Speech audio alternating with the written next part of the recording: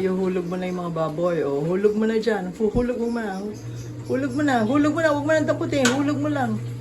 O, hulog mo na. Hulog. Hulog. Hulog mo na lahat. Hulog mo na. Hulog mo na lahat. Hulog mo na lahat. Hulog mo na lahat. Dandan. Okay. Dandan. Ako na. O, ganyan mo lang. O, sa ibabaw lang. Huwag mo na ipailalim.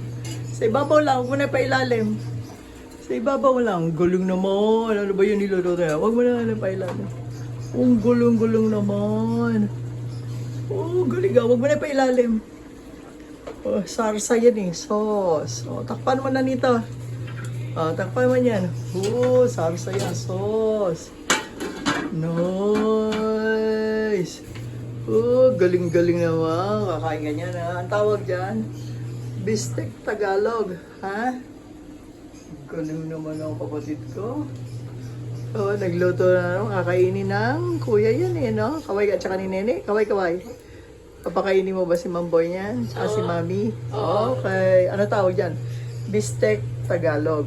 Okay? Sige. Okay.